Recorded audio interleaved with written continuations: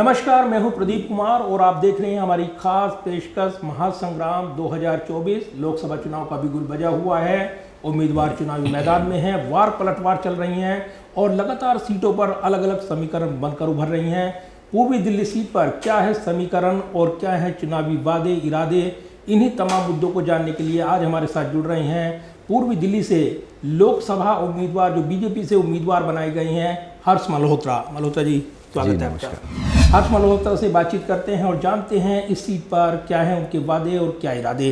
तो शुरुआत इस बात को लेकर कि एक ज़मीनी कार्यकर्ता को उम्मीदवार बनाया गया है, एक बड़ा हाई प्रोफाइल ये इलाका है पूर्वी दिल्ली का।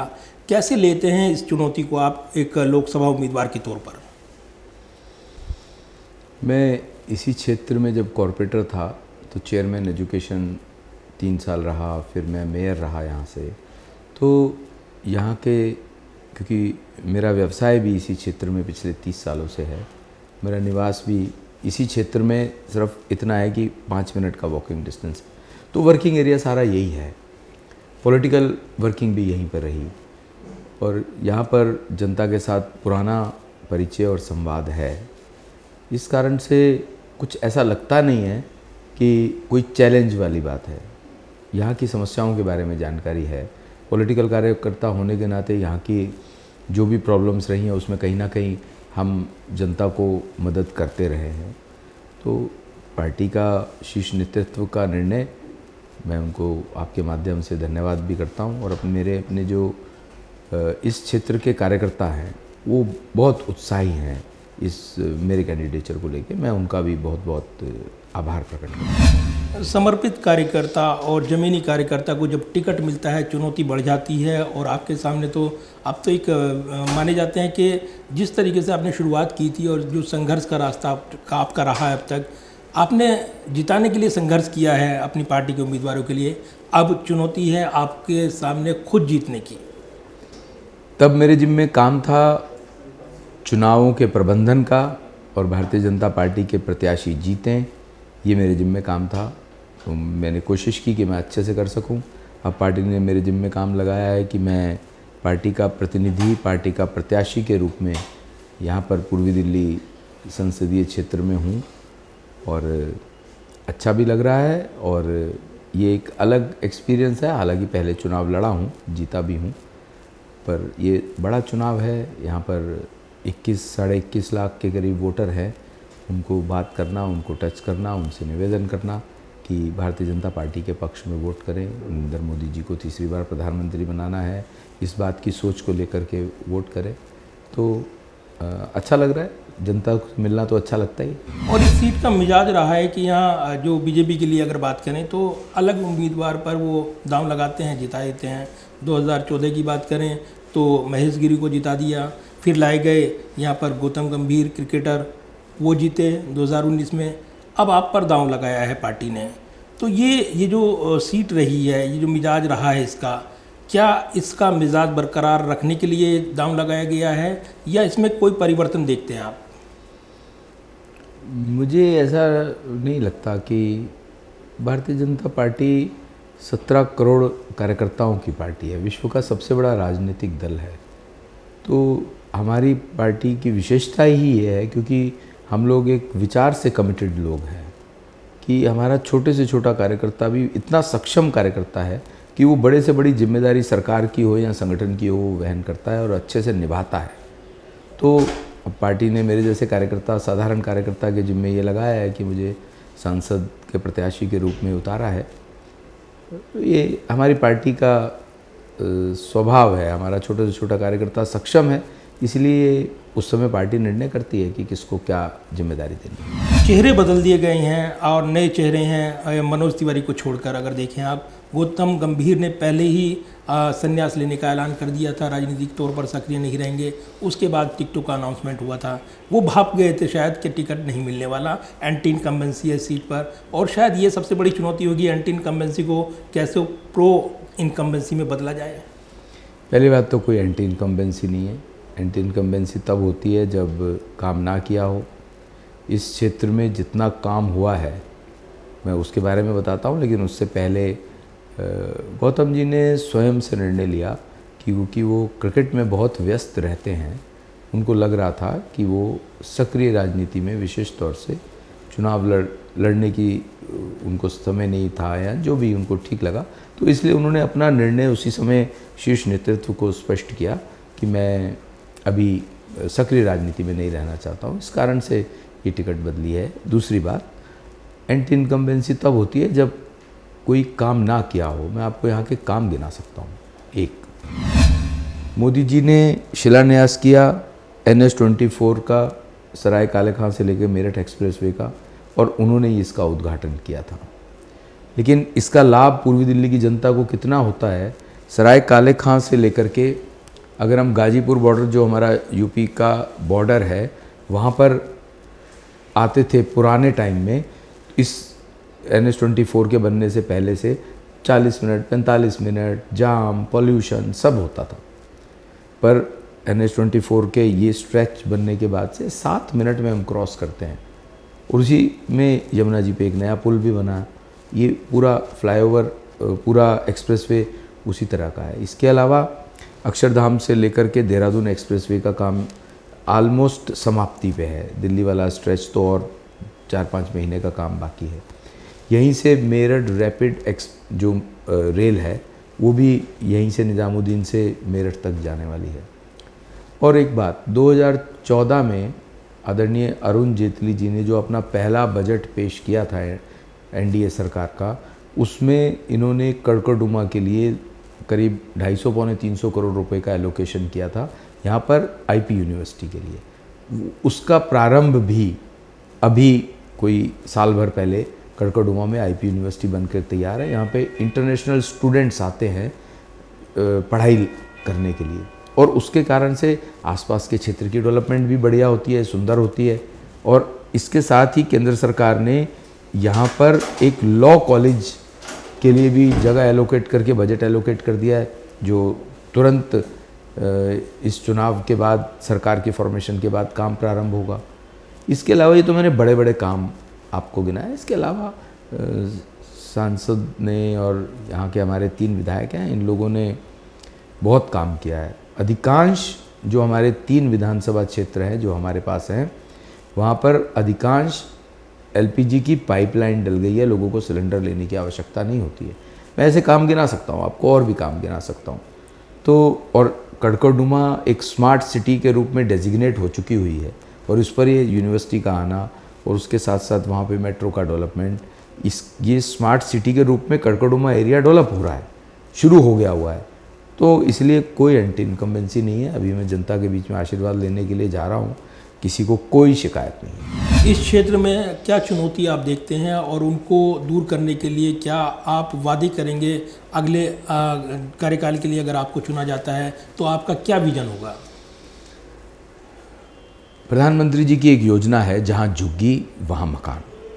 और हमारे इस क्षेत्र में जो भी जितने भी झुग्गी क्लस्टर हैं, मेरे को लगता है कि वो हमें उसमें प्रधानमंत्री जी की योजना को हमें उन लोगों को देना चाहिए। हालांकि जब भी कोई केंद्र सरकार की योजना होती है, हर राज्य सरकार का उसके अंदर कुछ परसेंटेज फाइनेंशियल इनपुट होना चाहिए, जो लीगली डिसाइड किया जाता है। हालांकि दिल्ली की सरकार इस बारे में बिल्कुल भी कोऑपरेट नहीं करती है। 4th phase of the metro के लिए अगर दिल्ली की सरकार को अपना शेयर देना था तो कोर्ट से जा कर के लेना पड़ा।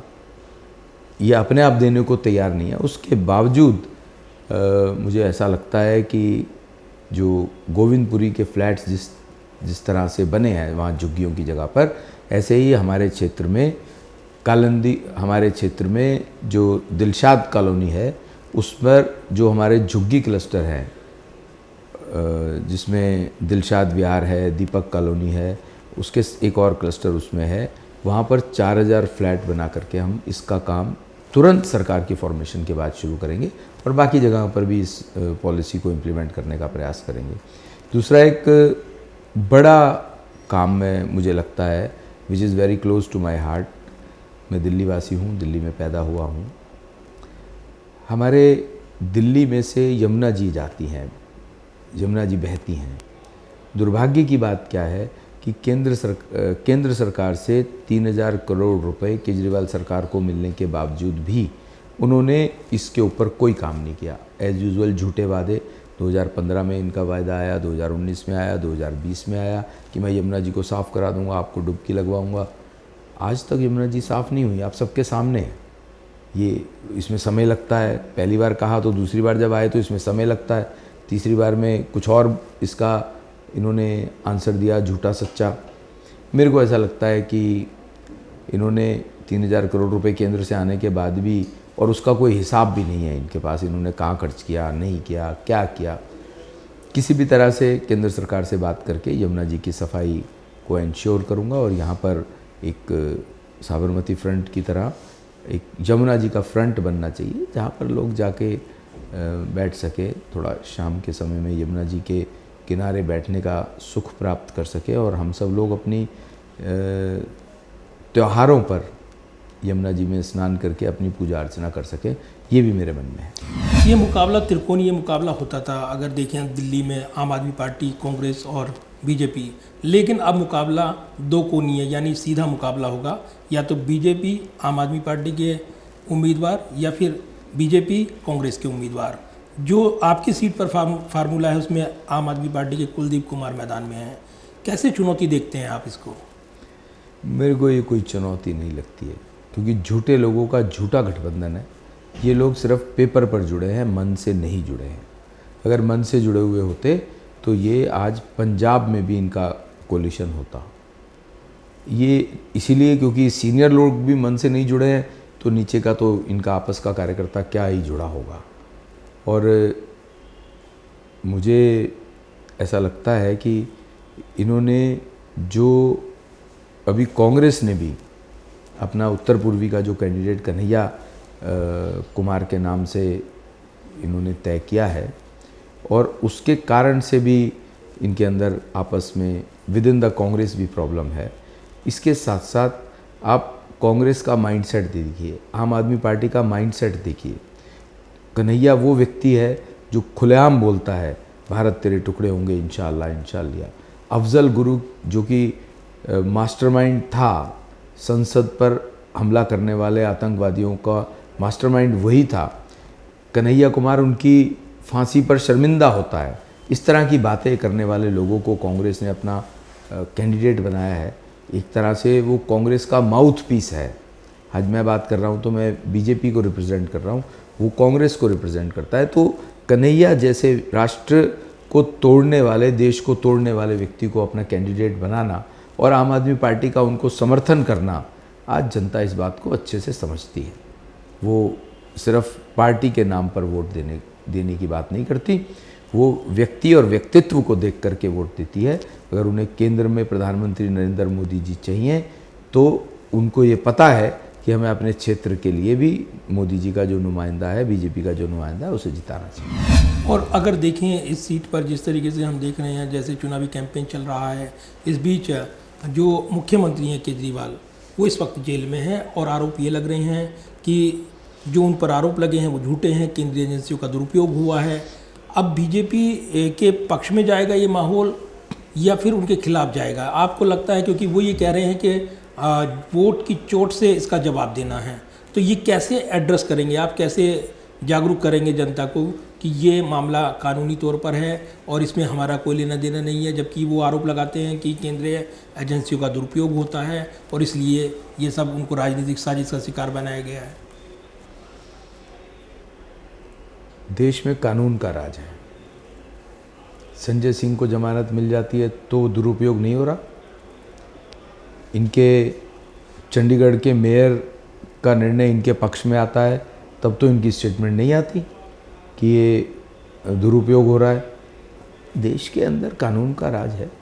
सब एजेंसीज, चाहे वो ईडी हो, चाहे वो सीबीआई हो, चाहे पुलिस हो, इंडिपेंडेंट एजेंसीज हैं, अपना काम अपने तरीके से करती हैं। इसी तरह जुडिशरी है हमारे यहाँ पर। हमारी जुडिशरी का सम्मान पूरे विश्व में बहुत है कि हमारे यहाँ की जजमेंट्स रिपोर्टेड होती हैं। तो मैं ऐसा नहीं मानता हूँ कि 3 बड़े लीडर जो आम आदमी पार्टी के जेल में हैं वो कोई जनता के लिए इन्फ्लुएंस करने वाला कारण हो, क्योंकि जनता ये समझती है कि ये लोग भ्रष्टाचार के कारण से जेल में बंद हैं। हाई कोर्ट सुप्रीम कोर्ट तक चले गए बाकी दो बड़े नेता, वहाँ से भी इनको जमानत नहीं मिल रही है, रिलीफ नहीं मिल रहा है। लेकिन केजरीवाल साहब भी हाई कोर्ट गए थे, वहाँ पे हाई कोर्ट ने भी कहा सही से मेरिट से इसको जानने के बाद कि अभी इनका जेल में रहना इंटरोगेशन के लिए ज़रूरी है। तो जनता समझ रही है भ्रष्टाचार के कारण से जेल में है, तो इस बात से कोई फ़र्क नहीं पड़ रहा है। जमीन पर राजनीतिक वजह से अगर देखें तो इस पर कितना असर पड़ेगा, क्योंकि बीजेपी को ये करप्शन के खिलाफ लड़ाई लग रही है, तो उन्होंने वोट की चोट से इसका जवाब देना ये मुहिम शुरू की है, तो इस पर कोई असर देखते हैं आप इस मुहिम पर? मैं ऐसा कोई असर हमें दिखता नहीं है।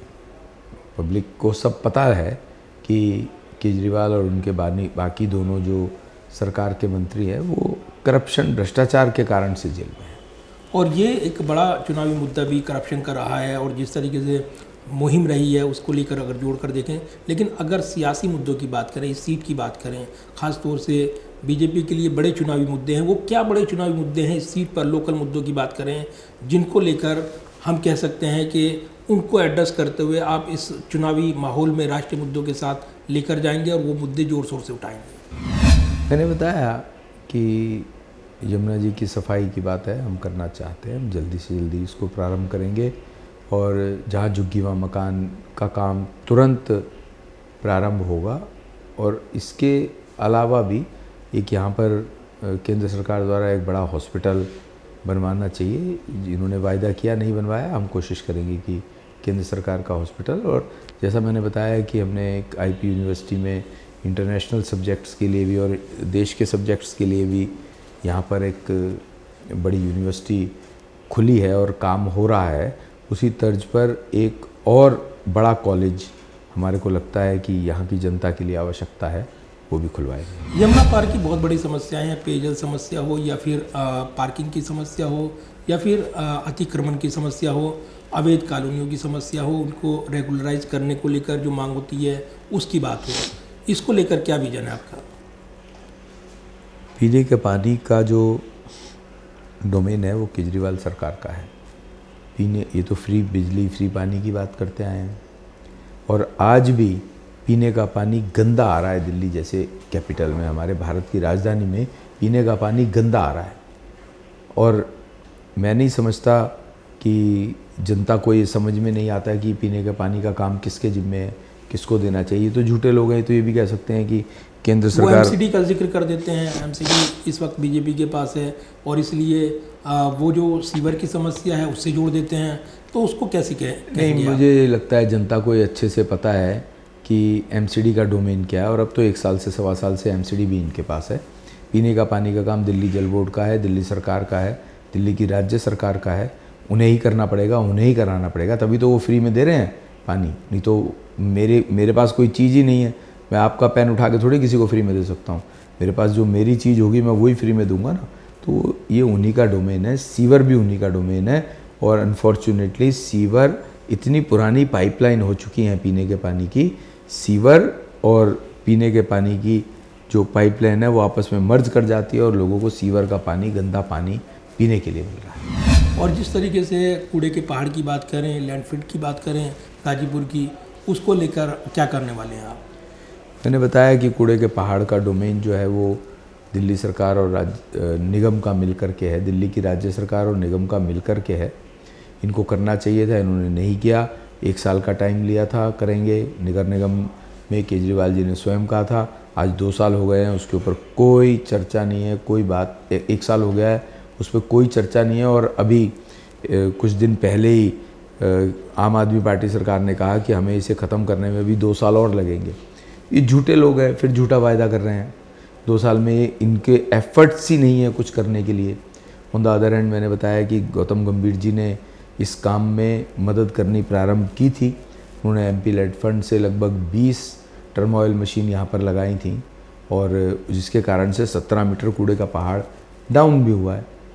इनको करना चाहिए, अगर हमारे को कुछ करना होगा तो हम भी करेंगे, पर डोमेन इनका है, काम इन्हें ही करना पड़ेगा। लोकसभा का चुनाव लड़ रहे हैं और राष्ट्रीय मुद्दे छाए हुए हैं। इस बार 400 पार का नारा दिया गया है, तो ये राष्ट्रीय मुद्दों की अगर बात करें और उसकी बानगी करें, क्योंकि लोकल से निकलकर राष्ट्रीय मुद्दे छा जाना, उसका फ़ायदा मिलता है या उसका कुछ अलग असर होता है? ये जो बात है ना, ये फ़ायदे नुकसान की नहीं है। अगर कोई राष्ट्रीय मुद्दा है तो वो ये है कि मोदी जी को तीसरी बार प्रधानमंत्री बनना चाहिए। क्यों बनना चाहिए, ये इम्पॉर्टेंट है। और क्यों बनना चाहिए? क्योंकि अगर मोदी जी का ये विज़न है, पिछले 10 सालों में इंस्पाइट ऑफ कोविड भारत विश्व की 5वीं बड़ी अर्थव्यवस्था बना है, और उनको लगता है कि अगले 5 सालों में हम भारत को तीसरी बड़ी अर्थव्यवस्था बनाएंगे। मोदी जी को लगता है कि 2047 में भारत विकसित देश होगा। तो ये विज़न राष्ट्रीय नेतृत्व का है, और ये राष्ट्रीय स्तर का विज़न है। ये भी चीज़ें साथ साथ चलती हैं, और स्थानीय विकास और स्थानीय मुद्दे भी साथ साथ चलते हैं। अगर देखें कांग्रेस और आम आदमी पार्टी का जो मेल है, जिस तरीके से उन्होंने ये गठजोड़ किया है, 4-3 का फार्मूला है, बीजेपी के सामने जो चुनौती है वो ये है, पहली बार एक तो चुनाव ये आमने सामने वाला हो गया है, तो अभी पता नहीं है कि क्या वोट ट्रांसफ़र होगा या नहीं होगा। वोट, जातिगत समीकरण, ये तमाम मुद्दे इशू एड्रेस करते हैं। आपकी सीट पर आपको क्या लगता है, जातिगत समीकरण आपके पक्ष में है? आज देश की जनता ही नहीं, दिल्ली की जनता भी मेरिट पर वोट करना चाहती है। इस समय का जो माहौल है वो देश का चुनाव बन गया है, ये राष्ट्र का चुनाव बन गया है, भारत माता का चुनाव बन गया है।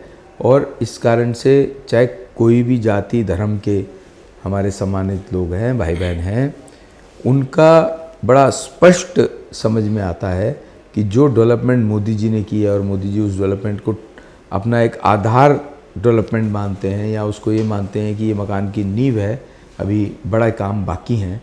तो आप उनका विज़न सोचिए, 10 साल में वो काम हुए हैं जो पिछले 65 सालों में नहीं हुए थे। पिछले 65 सालों में अगर मैं आंकड़ा दूं तो एयरपोर्ट की संख्या 2014 से पहले केवल 68 एयरपोर्ट की थी, आज 152 एयरपोर्ट हैं। 7 IIT देश में थे, आज 14 IIT देश में है। 7 IIM देश में थे, आज 14 IIM देश में है। 14 किलोमीटर पर डे की रफ्तार से हाईवेज बना करते थे 2014 से पहले, आज वो 38 किलोमीटर पर डे पहुंच गई है। कोविड के दौरान तो ये 40-42 भी टच कर गई थी।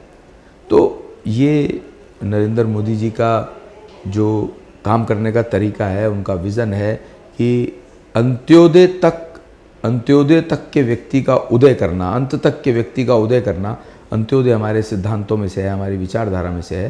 तो मोदी जी उस तरफ देश को ले जाना चाहते हैं, एक विश्वगुरु भारत बने, विकसित भारत 2041 तक बने, उस तरफ मोदी जी भारत को ले जाना चाहते हैं। इसके कारण से आज देश की जनता, दिल्ली की जनता अच्छे से समझ रही है कि ये चुनाव मोदी जी को तीसरी बार प्रधानमंत्री बनाने का है, नहीं तो इसका नुकसान बहुत ज़्यादा देश को भी होगा और देशवासियों को। पूर्वी दिल्ली की जनता ये चाहती है कि देश के प्रधानमंत्री तीसरी बार नरेंद्र मोदी जी बने। इस कारण से हर्ष एक निमित्त मात्र है, हर्ष सिर्फ कमल का फूल है। यही भारतीय जनता पार्टी के कार्यकर्ता की पहचान भी है। क्या मैसेज देंगे जनता को आप? मैं जनता से ये निवेदन करना चाहूँगा कि देश की तरक्की के लिए, देश के भविष्य के लिए, हमारी युवा पीढ़ी के भविष्य के लिए, देश की सीमाओं को सुरक्षित करने के लिए, देश में आंतरिक सुरक्षा बरकरार रहे, इस बात के लिए, देश को भयमुक्त करने के लिए, देश को भ्रष्टाचार मुक्त करने के लिए आज आवश्यकता है नरेंद्र मोदी जी को तीसरी बार प्रधानमंत्री बनाने की। और इसलिए मैं निवेदन करूंगा कि 25 मई को जो चुनाव है, उस दिन आप लोग कमल का बटन दबा करके तीसरी बार नरेंद्र मोदी जी को प्रधानमंत्री बनाइए। बहुत बहुत धन्यवाद। बहुत बहुत शुक्रिया बातचीत करने के लिए, धन्यवाद आपका। हर्ष मल्होत्रा पूर्वी दिल्ली से बीजेपी उम्मीदवार चुनावी मैदान में डटे हुए हैं, और ये मुकाबला लगातार आगे बढ़ रहा है। वार पलटवार चल रही हैं, क्योंकि अलग अलग मुद्दे छाए हुए हैं, राष्ट्रीय मुद्दे हों या फिर स्थानीय मुद्दे हों, और उन मुद्दों पर जनता जनार्दन की क्या होगी राय, ये तो फैसला जनता जनार्दन को करना है।